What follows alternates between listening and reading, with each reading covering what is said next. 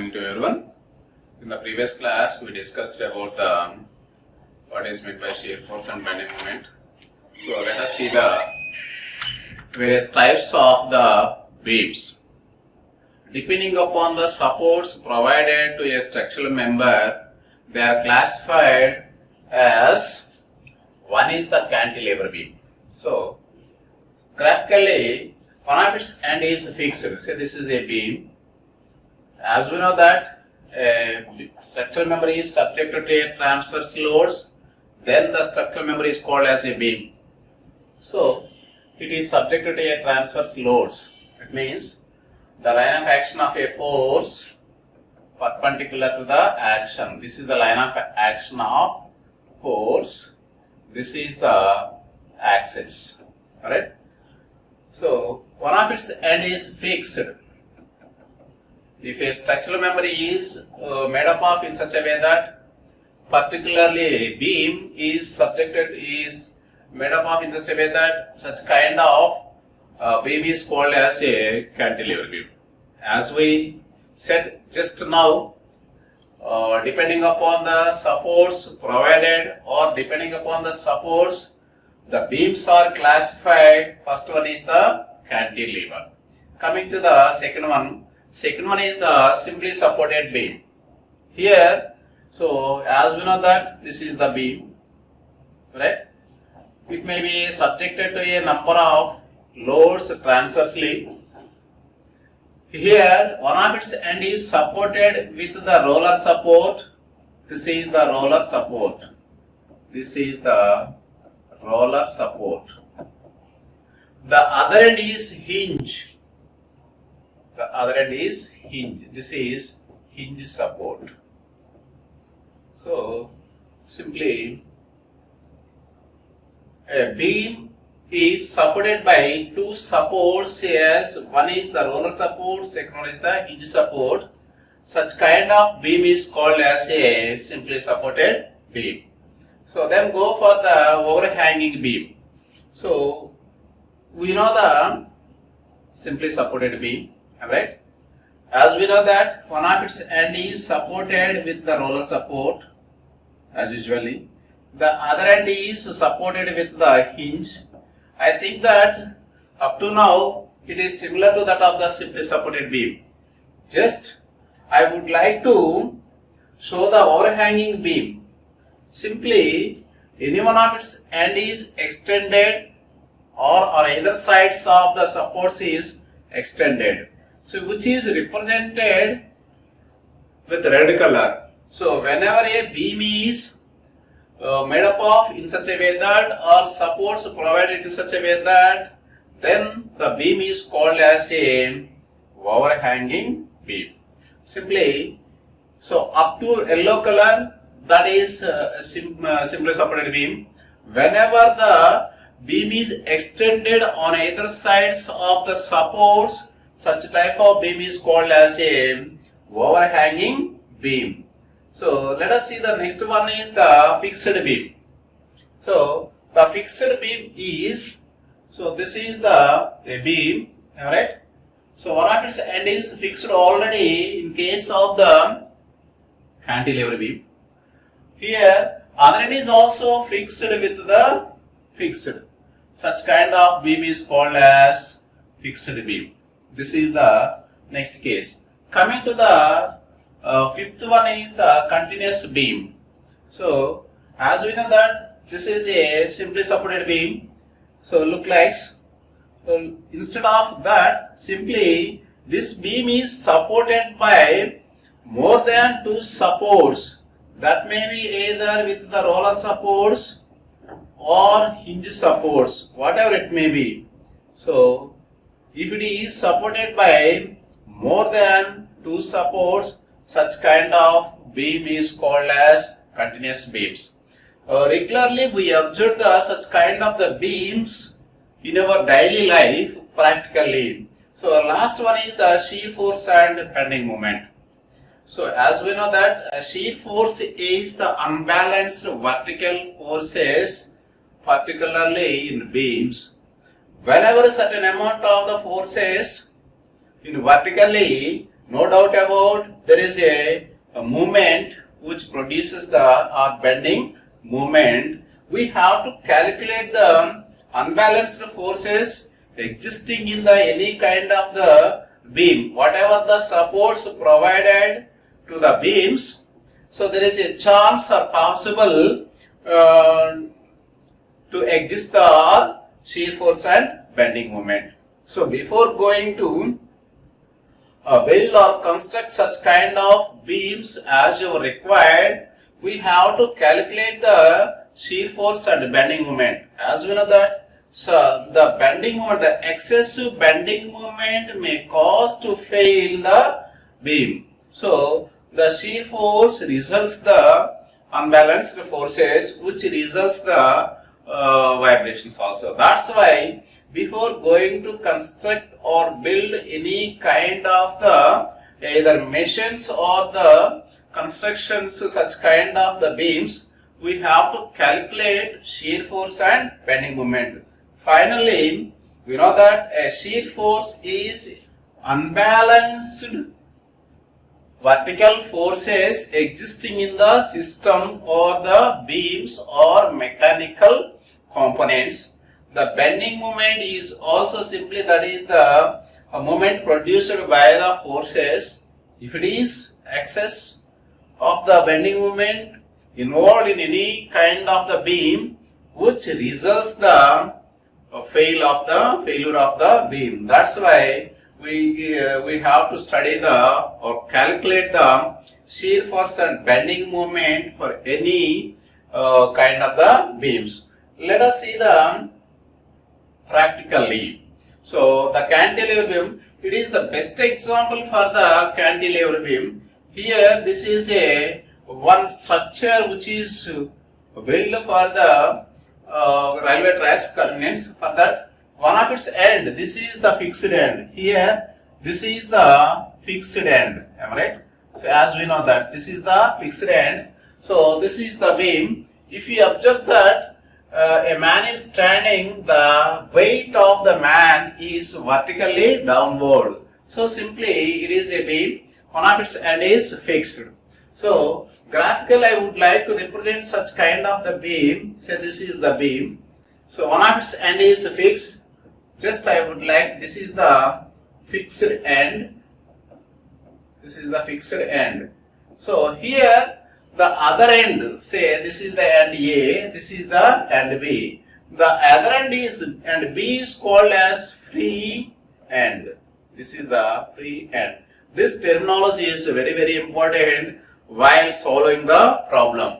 So in a fixed beam, in a cantilever beam, one of its end is fixed, as we know that. The other end is free. So this is the free end. So while determining the shear force and bending moment, we must know what are the forces acting on a body. Here the constraints are replaced by forces according to the constraint provided, the provided constraint. It means just this is the constraint, this is the constraint, right? So it is replaced by forces accordingly. So before going to calculate the shear force and bending moment, we must draw the free body diagram. Here initially isolate the beam. Isolate means free from all the constraints. Here we have only one constraint at the end A only. The constraint is replaced by forces according to the type of the constraint is provided. So suppose if you want to draw the free body diagram for a particular cantilever beam, so this is the isolated body. So initially let us assume a force of magnitude P is also applied. So this is the force P is applied on a beam vertically downward. Here one constraint is there, that is its motion is restricted in vertical direction as well as horizontal direction. So constraint means its motion is restricted. The member which restricts its motion is called as a constraint. So here its motion is constrained or restricted at end A horizontally vertically whenever a beam is fixed. For our convenience, this is represented as AX, this is represented as AY. Here, how many forces are acting on a member? One is the applied force of magnitude P vertically downward. One more force is also there in vertically upward direction represented by AY. It is replaced by the constraint. So due to it is a fixed one, so one more force is also there. It means its motion is restricted in horizontal direction also. That is represented by AX. What we did here initially, so practically what is the cantilever beam? Then graphically, so there is a cantilever beam of length L of AB, right? So one of its end is fixed, other end is free. It is subjected to a load P. While solving the problem or determining the shear force and bending moment diagrams, just we have to draw the free body diagram. While drawing the free body diagram, we must isolate the beam. Isolate means free from all the constraint. Here a fixed beam and A is fixed, that is the constraint. It is replaced by two forces of magnitude AY and AX because the fixed and is or this constraint or this support is support restrict the motion horizontal direction as well as vertical direction. So that's why the AX and AY taken accordingly as shown in the figure. This is the one. Coming to the next one, simply supported beam. For our convenience, it is taken, but simply supported beam, the beam is supported by two supports. One of its end is with roller support. This is the roller support. This is roller support. This is the roller support. So this is very, very important. Which type of constraint is provided? This is the hinge support. This is hinge support. So here, if you observe that its motion is restricted in vertical direction only. Here its motion is restricted at end A. Whenever a support, roller support is provided at end A, if you observe that it's restricted its motion in vertical direction only. It means it allows the motion or sliding horizontally. All of you listen carefully.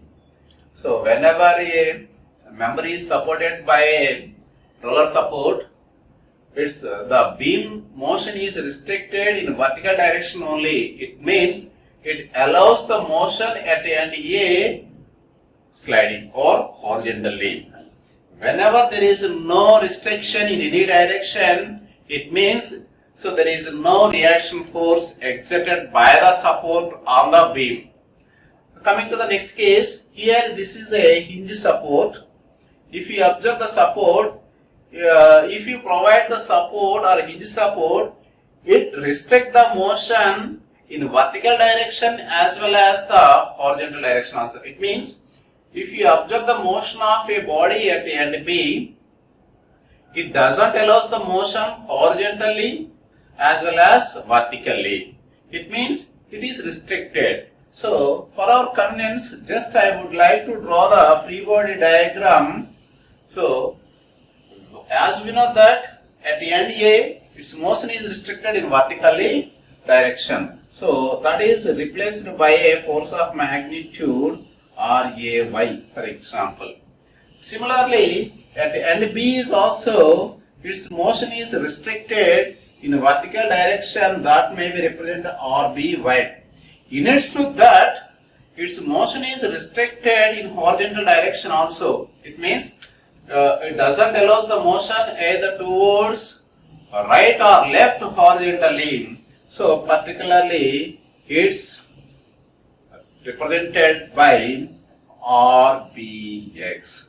So in addition to that, there is a force of magnitude P is there. How many forces are acting on a particular member?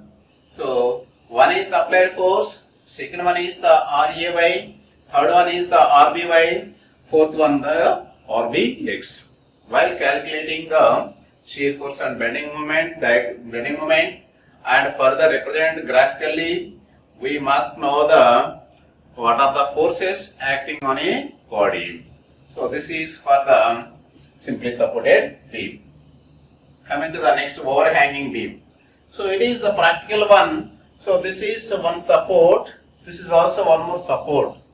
So in the previous case, initially we know a simply supported beam. As we know that one of its end is with roller support, the other end is with the hinge support. So as we know that one of its end is extended. So whenever a beam is built or constructed in such a way that such kind of the beam is called as a overhanging beam. Here end A is supported with the roller support and B is supported with the hinge support. Here, so the free body diagram is represented. So this is, for example, RAY. Here there is a RBY and RBX. So this is the extended portion. Just what are the forces acting on the beam? Similarly, same. So it may be extended on left side at B also. So this is the practical example for the overhanging beam. So next, let us see the next one is the fixed beam. We know the structural member. It is in a wall. So this is the beam, right? So the other end is also here. This is the wall. So graphically, this is a beam. A beam is subjected to a load transversely. So one of its end is fixed. Say this is the end A. This is the end B also. Simply here itself, there is no motion along horizontally as well as vertically. So just I would like to neglect the movement at the end B. A also, just I would like to represent only forces. So at A there is a force RAY, horizontally there is a RAX, similarly there is a RBY and RBX. So far what we did, whatever the type of the support you provided, those supports are replaced by the force system according to the constraint. This is very important one. Let us see the next one, continuous beam. So this is one more example. It is a long bridge. It is supported by so many supports.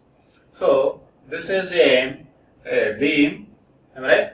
One of its end is at the end A is with the roller support. This is the roller support, and B is also with the hinge. That may be our roller, whatever it may be. It is subjected. It is supported by two more supports like as shown in figure. Say this is the A, B, C, D. Just we provide the two more supports at C and D as you require, because the span of the beam is very long. So it needs more than two supports for equilibrium condition of a beam. So suppose a number of vehicles are moving on a rail, or simply that is on the bridge. Simply that beam must be a bridge must be under equilibrium. It is possible by providing the more than two supports. Otherwise, it may get deflection, which results the fail. That's why, based on that requirement, so it may be supported by the many supports. Such kind of beam is called as a continuous beams. So far, what type of beams? Depending upon the supports, the beams are provided, the beams are classified. Again, so types of supports are there. According to the types of supports, the types of supports are replaced by the force system accordingly. Already we discussed, just I would like to brief once again or summarize. The first one is the cantilever beam. Just I shown only forces. Here one more parameter is also taken into account while calculating the shear force and bending moment. What are those? First one is, as we know that this is a force of magnitude at end A, at a fixed end A, am I right? So this is also one more force. Apart from these two forces, its moment is also restricted, that is represented by MA. Just we discuss forces only. In addition that we have to take into account the moment also.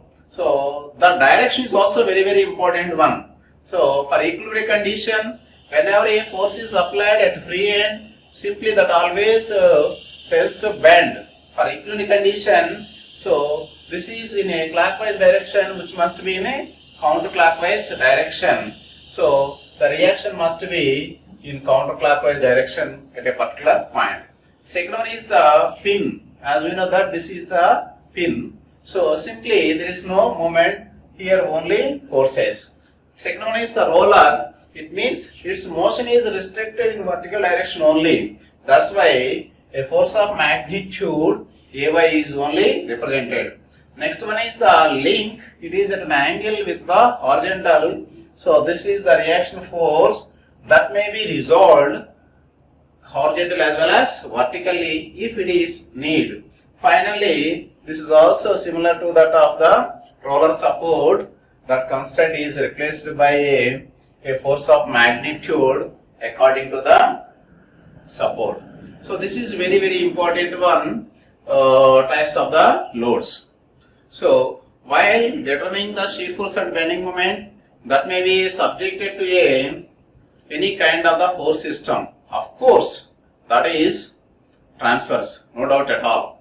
If you observe all the diagrams, the line of action of the forces, whether it is concentrated load, uniform load or uniformly varying load, whatever the type of the load, the line of action of the force must be perpendicular to the axis of the beam. So basically, the loads are classified into two types. One is the point load, second one is the distributed load. So first one is the point load. Basically, loads are classified into two types. The second one is the distributed load. Distributed load. The first one is the point load, second one is the distributed load. So this is the best example for the point load. Of course, here two loads of magnitude P1, P2. So concentrated point A and B. It means the total load is concentrated at a particular point. That's why it is called as a point load or the concentrated load. Coming to the next one is the distributed load. If you observe the figure, these two figures, say this is the figure 1, this is the figure 2, this is the figure 3. If you observe the figure 2 and 3, the load is distributed over a span. Over a span. Here it is distributed over a length L. Over a length L. Here is also the load is distributed over a length in both the cases.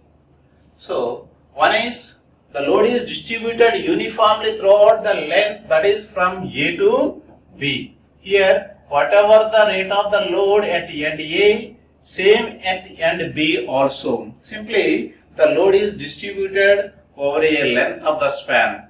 So for best example, slab. If you observe the thickness of the slab over the length of the building is the same, that may be in 4 inches or 3 inches, whatever it may be. So that is the best example for the uniformly distributed load. So simply that may be represented as UDL. So further the distributed loads are classified into two types according to the intensity of the load at a particular portion. So one is the uniformly distributed load, second one is the uniformly varying load. The distributed loads are further classified into two categories. So one is the uniformly distributed load, second one is the uniformly varying load. So basically or practically we have the two types of the loads acting on any kind of the beam, whether it is the cantilever beam, simply supported, overhanging, fixed or continuous, whatever the type of the load, it is immaterial. That may be subjected to either point load or concentrated load, point load or distributed load. The distributed loads may be uniformly distributed or uniformly varying load. So these are represented graphically in figure number 1, 2, 3. Finally, the applied couple is also there. This is will be discussed in the next class or the forthcoming. So for calculation purpose, the distributed loads must be converted into point load. This is very, very important. So in solving the problems, the calculation of the distributed force must be converted into point load. This is very, very important one. For example, let us consider one beam. This is a simply supported beam. So as we know that in a simply supported beam, one of its end must be supported by a roller support, the other end must be supported with the hinge. So this is one. So if it is subjected to a load P, as we know that this is the point load at the end A and B, a load P is applied at end C. Definitely you can draw the free body diagram. So this is the free body diagram. So it is replaced by a force of magnitude say as R A. This is represented by R B. So this is represented by R B X. So this is one more force. If you observe all these forces, all are concentrated at a particular point. The RB is concentrated at a particular point A. The P is concentrated at a point B. And RBX and RBY is also concentrated at a particular point. So definitely we can find out the resultant force as well as the moment of the forces about any point either A, B or C. It is very simple for calculation point of view. But whereas in case of the distributed load, it is very difficult to you. Suppose if it is subjected to uniformly distributed load at the rate of W Newton per meter. So it is very difficult to find out the load or total load and moment. That's why the distributed loads must be converted into point load for calculation purpose. This concept will be discussed in the next class. So thank you.